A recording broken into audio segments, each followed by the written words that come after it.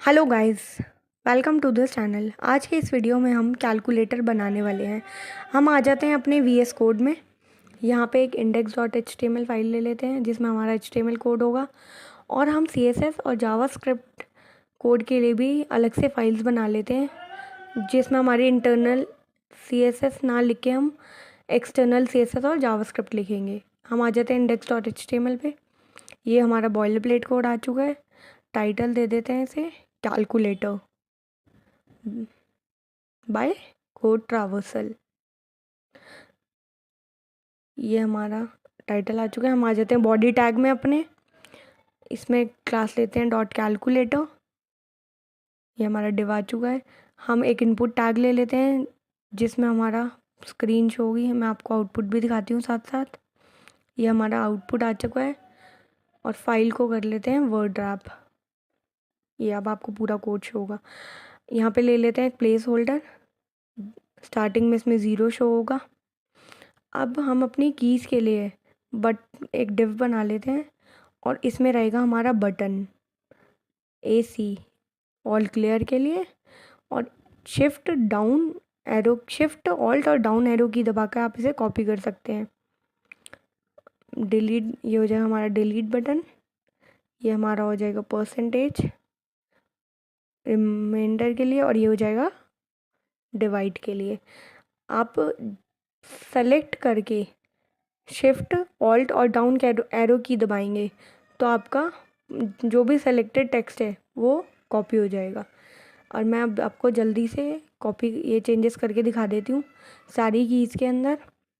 देखिए, ये हमारा बेसिक HTML कोड रेडी है कैलकुलेटर के लिए। आप इस कैलकुलेटर को एक जावास्क्रिप्ट बिगनर प्रोजेक्ट के लिए भी यूज़ कर सकते हैं। ये एक जावास्क्रिप्ट का बिगनर प्रोजेक्ट ही है। आप देख सकते हैं ये हमारा HTML कोड रेडी है। इसमें कोई ज़्यादा कुछ नहीं है, इजी सा कोड है, यू कैन सी। देखिए, ये सारे चेंजेस हो चुके हैं हमारे। अब आ जाते हैं हम CSS कोड करने के लिए। सबसे पहले तो ऊपर स्टाइल शीट लिंक कर लेते हैं। ये लिंक टैग में ये हमारी स्टाइल शीट आ जाएगी। किस नाम से? style.css। अब आ जाते हैं style.css हम अपनी CSS के लिए। सबसे पहले सारे एलिमेंट्स पे स्टार लगा के मार्जिन और पैडिंग मैं ज़ीरो कर देती हूँ। जितने भी एलिमेंट्स हैं उन पे बाय डिफ़ॉल्ट जो पैडिंग और मार्जिन होगी वो ज़ीरो हो जाएगा। और यहाँ पे मैंने कंट्रोल एंटर प्रेस करा है। आप जिस भी लाइन पे हो कंट्रोल एंटर से आप नेक्स्ट लाइन पे आ जाते हैं। बॉक्स साइजिंग ले लेती हूँ मैं, बॉर्डर बॉक्स। ये आ गई। अब हमें फ़ॉन्ट फैमिली चाहिए। इसकी फ़ॉन्ट फैमिली के लिए मैं गूगल फ़ॉन्ट्स यूज़ करती हूँ। गूगल फ़ॉन्ट्स पे आ गए हम, और यहाँ पे मैं फ़ॉन्ट ले लेती हूँ पॉपिंस। आप नीचे आएंगे यहाँ पर तो आप देखेंगे यहाँ पे बहुत सारे स्टाइल्स हैं। देखिए, आपको बहुत अलग अलग स्टाइल्स दिख जाएंगे। जैसे ये 200 इटैलिक है, 200 मीडियम है। मैं 500 मीडियम सेलेक्ट कर रही हूँ। आप लिंक टैग भी यूज़ कर सकते हैं। मैं इंपोर्ट कर रही हूँ। इसे कॉपी करेंगे और CSS फाइल में सबसे ऊपर आप इसे अटैच कर दीजिए। ये देखिए, मैं वर्ड रैप कर लेती हूँ, पूरा कोड शो होगा आपको। देखिए, ये हमारा फ़ॉन्ट कोड अप्लाई हो चुका है। अब फ़ॉन्ट फैमिली लगाते हैं। फ़ॉन्ट फैमिली देखिए नीचे दे रखी है। इसे कॉपी करते हैं और कोड में लगाते हैं। इसमें पहले आ रहा है फ़ॉन्ट फैमिली में पॉपिंस और देन सेंस सेरिफ। अगर हमें पॉपिंस कोड नहीं फ़ॉन्ट फैमिली नहीं मिली तो ये फॉल बैक हो जाएगा सेंस सेरिफ पे। अब आ जाते हैं बॉडी टैग में। विड्थ ले लेती हूँ मैं इसकी 100% बॉडी की, और हाइट ले लेती हूँ 100%। 100 VH ले लेते हैं, 100% ले लेते हैं, कुछ भी ले सकते हैं हम। और डिस्प्ले, मुझे इस बॉक्स को अपने सेंटर में लाना है तो मैं या तो ग्रिड यूज़ कर सकती हूँ या फ्लेक्स बॉक्स। मैं यहाँ पे फ्लेक्स यूज़ कर रही हूँ। तो जस्टिफाई कंटेंट उसको कैलकुलेटर को हॉरिजॉन्टली अलाइन करेगा, और अलाइन आइटम उसे वर्टिकली अलाइन कर देगा कैलकुलेटर को हमारे। ये देखिए, ये कैलकुलेटर सेंटर में आ चुका है हमारा। अब इसमें एक कलर दे देते हैं बैकग्राउंड। मैं 2 कलर्स यूज़ कर रही हूँ इसलिए मैं लीनियर ग्रेडियंट यूज़ कर रही हूँ, और यहाँ पे मैं 45 डिग्री दे रही हूँ। आप इसे राइट लेफ़्ट बॉटम कहीं भी दे सकते हैं, टॉप राइट भी दे सकते हैं, टॉप लेफ़्ट बॉटम लेफ़्ट कुछ भी दे सकते हैं देखिए। बट मैंने इसमें एक एंगल चूज़ करा 45 डिग्री पे, दोनों कलर्स रहेंगे। और मैंने कलर पहले ही चूज़ कर रखा है, ये वाला 0A 0A 0A, एक ब्लैक का शेड है। और एक कलर ले लेती हूँ मैं 3A 4452, ये दोनों ही एक ब्लैक के शेड्स हैं। अब देखिए कलर हमारा आ चुका है। अब हम आते हैं हमारे कैलकुलेटर पे। हम इस क्लास को मॉडिफाई करेंगे CSS से, डॉट कैलकुलेटर लगाएंगे। अब हम इसमें लेंगे सबसे पहले, इस पे लगाते हैं बॉर्डर, इसको एक बॉर्डर देते हैं 1 पिक्सल का सॉलिड। और उसके लिए भी एक मैं कलर चूज़ कर रखा है पहले, देखिए 717377। और अब मैं इसको पैडिंग देती हूँ सबसे पहले, जिससे ये टॉप बॉटम राइट और लेफ़्ट सबसे बीच में आ जाएगा, सेंटर में आएगा। अब इसे एक बॉर्डर रेडियस भी दे देते हैं, जिससे इसके कॉर्नर्स सॉफ्ट हो जाए। 16 पिक्सल की देखिए इसके कॉर्नर सॉफ्ट हो चुके हैं। अब इसे हम देते हैं एक बैकग्राउंड कलर, इसके बैकग्राउंड को ट्रांसपेरेंट करते हैं हम, देखिए। और अब इसको बॉक्स शेडो देते हैं एक 0 पिक्सल 3 पिक्सल 15 पिक्सल। और अगर आप ये शेडोज़ नेगेटिव देंगे तो ये ऊपर के तरफ शो होंगी। अब अगर मैंने इन्हें पॉजिटिव वैल्यूज़ दी हैं तो आप देखिएगा कैलकुलेटर में नीचे की साइड आपको शेडो शो होगी। इसकी ओपेसिटी आप कितनी बढ़ा सकते हैं, मैंने 0.5 रखी है। अब ले लेती हूँ मैं अपना इनपुट, इनपुट को स्टाइल करते हैं अपने। सबसे पहले इसकी विड्थ देते हैं हम इसकी विड्थ को 100% ही रखते हैं। और इसकी हाइट नहीं, इसको बॉर्डर को नन कर देते हैं, बॉर्डर हटा देते हैं इस पे से, देखिए बॉर्डर जा चुका है। और इसको मैं पैडिंग देती हूँ पहले तो, इसको भी टॉप बॉटम और लेफ़्ट राइट सबसे पैडिंग चाहिए, तो इसे पैडिंग देते हैं 24 पिक्सल की। अब देखिए, और मार्जिन देते हैं इसे सबसे, थोड़ा ही सही हो जाएगा। अब बैकग्राउंड, इसको हम बैकग्राउंड देंगे ट्रांसपेरेंट, क्योंकि मुझे इसके पीछे कोई बैकग्राउंड नहीं चाहिए। कंट्रोल एंटर करके नेक लाइन में आते हैं, बॉक्स शेडो देते हैं इसे, जो हमने जैसे हमने अपने कैलकुलेटर बॉक्स शेडो दी थी, ऐसे ही एक बॉक्स शेडो इसे देंगे सेम। मैं कलर ले लेती हूँ और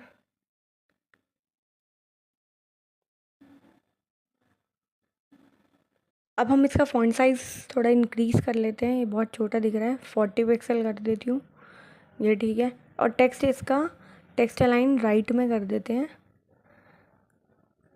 ये देखिए हमारा 0 राइट में आ चुका है। अब हम विड्थ को इसकी थोड़ी कम कर लेते हैं, 200 पिक्सल कम है, क्योंकि अभी बटन्स को भी इंक्रीज़ करेंगे साइज़ को। हम 320 पिक्सल ले लेते हैं, ये ठीक है, क्योंकि अभी बटन्स को भी हम स्टाइल करेंगे। हम इसमें कर्सर पॉइंटर कर देते हैं, जब भी कर्सर प्लेस होगा इस पर तो पॉइंट करेगा, पॉइंटर आ जाएगा। अब हमें स्टाइल करते हैं अपने प्लेस होल्डर टेक्स्ट को, इसके इनपुट के प्लेस होल्डर को स्टाइल करने के लिए मैं इसको कलर दे देती हूँ, एक वाइट कलर दे देते हैं, ये अच्छा नहीं लग रहा है। आप FFF भी लिख सकते हैं, बट अच्छा होता है कि आप पूरा हेक्स कोड लिखें। अब मैं बटन को स्टाइल करती हूँ, हमारा बटन आ चुका है। इसमें सबसे पहले मैं विड्थ देती हूँ, पहले बॉर्डर हटाती हूँ, इसका बॉर्डर नन करते हैं। और इसमें विड्थ देती हूँ मैं इसे, विड्थ इंक्रीज़ करती हूँ इसकी 60 पिक्सल, ये देखिए इसकी विड्थ इंक्रीज़ हो गई। इसकी हाइट भी इंक्रीज़ करते हैं, 60 पिक्सल ही ले लेते हैं। अब ठीक है, इसमें मार्जिन देते हैं, बटन्स में मार्जिन नहीं है इस टाइम, इसे देते हैं 10 पिक्सल की मार्जिन। अब ठीक लग रहे हैं, देखिए बटन, इसे हर तरफ से मार्जिन मिल गई है। इसको अब देते हैं एक बॉर्डर रेडियस, हम मैं दूंगी 50%, जिससे ये सर्कल हो जाए। देखिए अब ठीक लग रहा है हमारे। और इसके पहले तो मैं इसका बैकग्राउंड में ट्रांसपेरेंट कर देती हूँ, क्योंकि मुझे इसके बैकग्राउंड में कोई कलर नहीं चाहिए। अब इसका कलर वाइट करते हैं, कुछ भी शो नहीं हो रहा है क्योंकि। और वाइट के लिए कोड है FFF, ये आ चुका है। मैं इसे एक बॉक्स शेडो देती हूँ। पहले तो फ़ॉन्ट साइज़ बढ़ा लेते हैं इसका, 20 पिक्सल कर लेती हूँ। देखिए अब अच्छा लग रहा है हमारा कैलकुलेटर, अच्छा दिख रहा है ना। अब इसको एक बॉक्स शेडो देते हैं, क्योंकि ये ऐसे अच्छा नहीं लग रहा है, सिंपल सा लग रहा है। बॉक्स शेडो से इसमें पीछे एक शेडो आ जाएगी, तो ये थोड़ा उभरा उभरा लगेगा। देखिए अभी तो ये काफ़ी ज़्यादा हाई इंटेंसिटी है, मैं इसकी इंटेंसिटी कम करूँगी। रेड, मैं इसे एक ब्लैक का शेड देती हूँ, इसलिए 255 रखूँगी। यहाँ पे भी ब्लू 255 आ गया। और इसकी इंटेंसिटी अल्फ़ा बताता है, आप इसकी इंटेंसिटी कितना रखेंगे। मैंने देखिए 0.9 बहुत ज़्यादा हो गई है, तो मैं 0.1 करी। देखिए अब इसकी इंटेंसिटी कितनी कम हो गई है, अब ये अच्छा लग रहा है काफ़ी। कर्सर पॉइंटर कर देते हैं, देखिए जब भी आप इस पर पॉइंट करेंगे एक कर्सर आ जाएगा, एक फिंगर आ गई, देखा, सही है। सो ये हमारा HTML, ये CSS कोड भी रेडी है।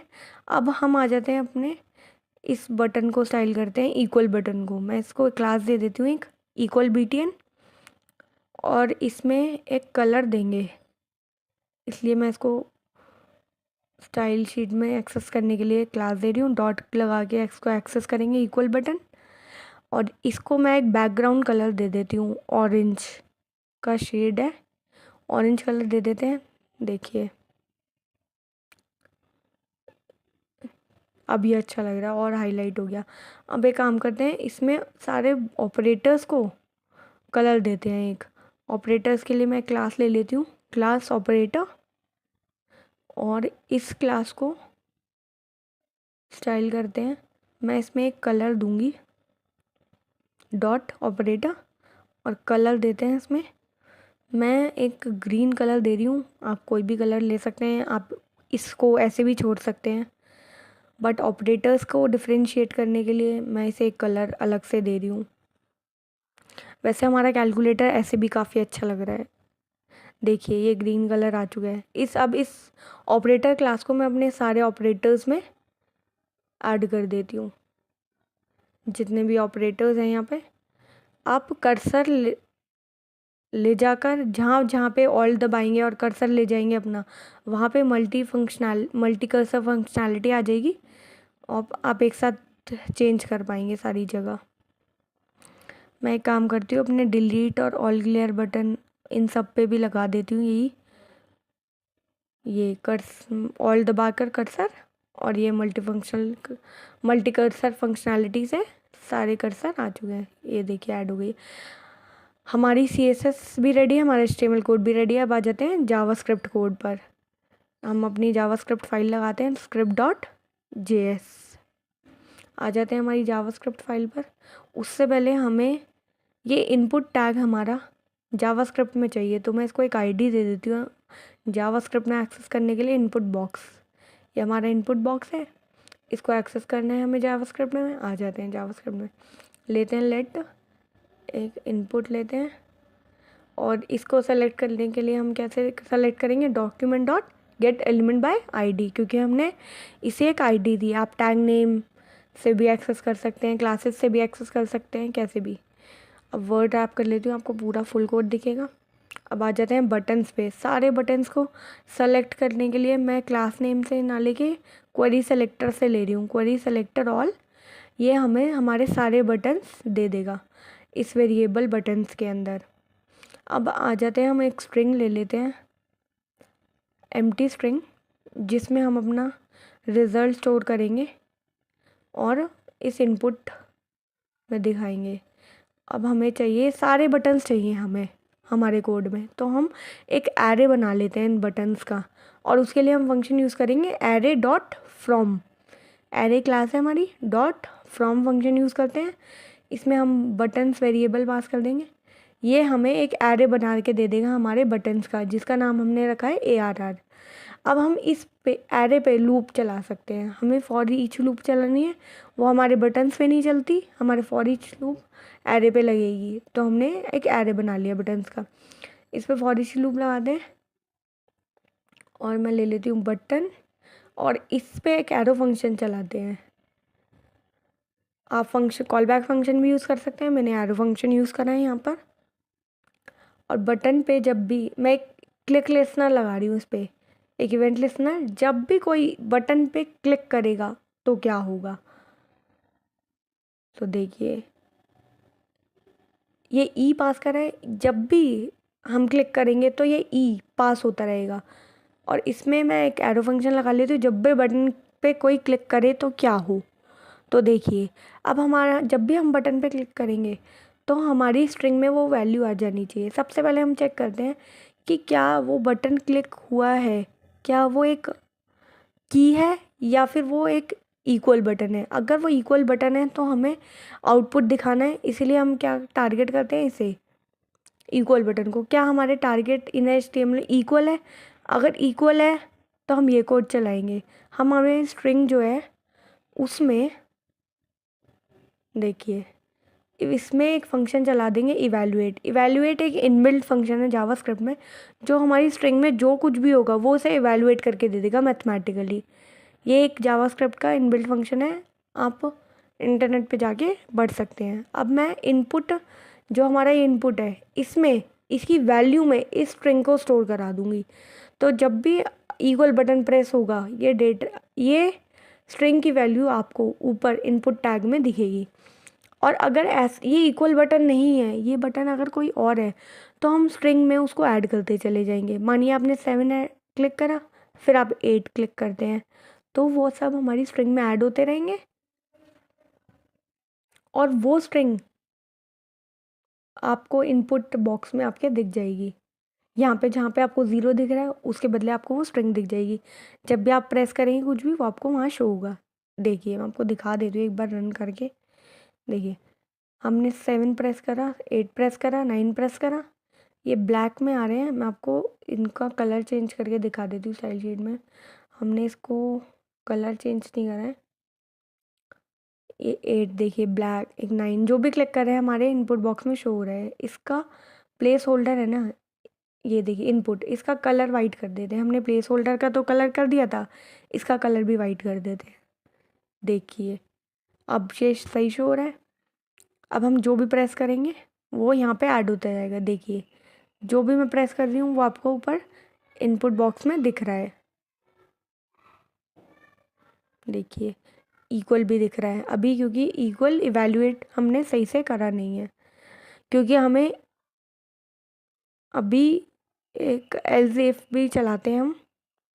एल्स इफ अब हम सबसे पहले टारगेट करते हैं हमारे ये ऑल क्लियर बटन को। अगर ऑल क्लियर बटन पे कोई क्लिक करता है तो क्या होगा। तो हमें ऑल क्लियर बटन पे क्लिक करते ही सारे टेक्स्ट को ज़ीरो कर देना है। तो हम क्या करेंगे, स्ट्रिंग को एम्प्टी कर देंगे। हमारी स्ट्रिंग में एम्प्टी हो जाएगी और वहाँ कुछ नहीं दिखेगा, और प्लेस होल्डर में जो टेक्स्ट है वो ही शो होता रहेगा। और इस स्ट्रिंग की वैल्यू को हम अपनी इनपुट टैग में शो कर देते हैं। देखिए ये इनपुट वैल्यू में हमारी स्ट्रिंग आ गई है। अब ऑल क्लियर पे देखिए 8 दबाया मैंने, 6 किया, अब ऑल क्लियर करती, ऑल क्लियर आ गया। ये क्या हो रहा है, ये ऑल क्लियर नहीं आना चाहिए। सो देखिए ये जो हमने कोड लिखा है इसको हमें एल्स के अंदर रखना पड़ेगा, क्योंकि हमने एल्स इफ ब्लॉक चलाया है। देखिए टैब दबा के सही इंडेंट कर देती हूँ। अब देखिए अब हम कुछ भी प्रेस कर रहे हैं, 8 5 6 4 00, देखिए अब ऑल क्लियर से ये हो जाता है 0। अब हम एक काम करते हैं, हम डिलीट बटन को वो करते हैं। अब अगर हम डिलीट बटन को एल्स नहीं, एल्स इफ यूज़ करना है हमें।